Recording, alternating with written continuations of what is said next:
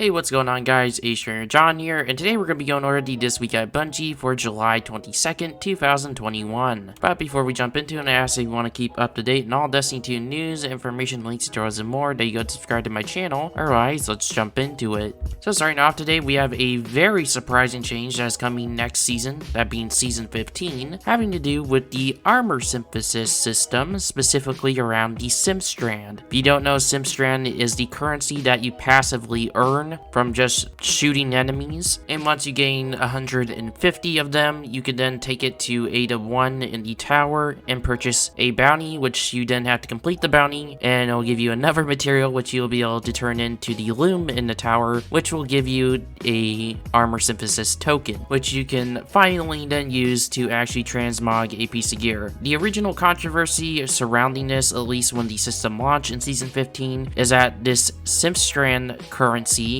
is actually time gated and only drops from enemies every 2 minutes. And obviously, because it was on a 2-minute timer per piece of Synthstrand, you need 150 of these. It would take, I think, roughly 5 hours or so per piece of armor, which is ridiculous. And so it seems like Bungie came to their senses and realized that that was absurdly ridiculous, even for hardcore players. So they have decided to completely get rid of Synthstrand and make it so it only costs 10,000 Glimmer to purchase the armor synthesis bounties. So while I commend Bungie for the good change coming next season, I'm still not going to give them a pass on how garbage this system is, but I'm just going to stop there because I feel like this is a dead horse at this point. Next up in the TWAB, let's go ahead and talk about a brand new emblem that you can get pretty easily. As a little bit of backstory here, Bungie recently, I think yesterday actually, completely renovated the existing Bungie store. Anyways, for existing Bungie store customers to continue using the site, you do need to reset your password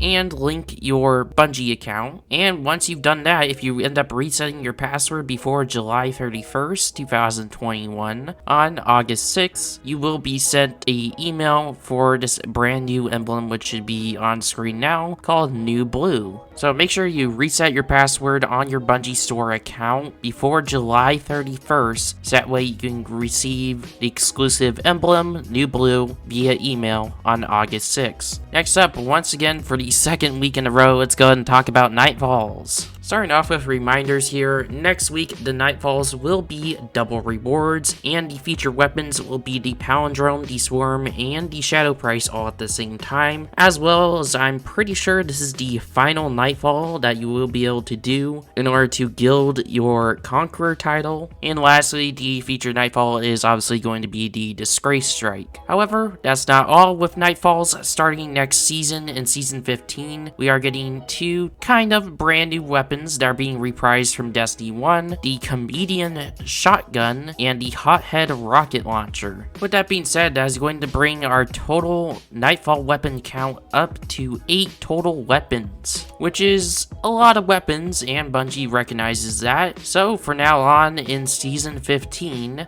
the Nightfall weapons are now going to be in a 4-week weekly rotation in pairs. For example, next season the Comedian Shotgun and the Shadow Price Auto Rifle are going to be dropping together, and the Hothead Rocket Launcher and the Hundred Scout Rifle are going to be dropping in the same week. Which means this is probably going to be the last season we ever see Nightfall weapons only one at a time per week. So with that being said, I highly recommend that if you don't already have a god roll of the Hundred, the Uzume, and the Plug 1, that you go and get that over these last couple of weeks, because after this it's going to get a little bit harder to farm out these weapons. Next up in the TWAB, we have a reminder about an article that actually went up live yesterday. It's a Bungie tech blog covering what it's like to be a tools engineer at Bungie. So if you're interested in reading that, I'll have a direct link in the description down below. One of the more peculiar things that came out of this is that one of these screenshots ended up including a mention of Aphrodite, and people were going wild because they're like, whoa, does this mean Aphrodite confirmed for Witch Queen? Well, apparently Aphrodite is not confirmed for Witch Queen, and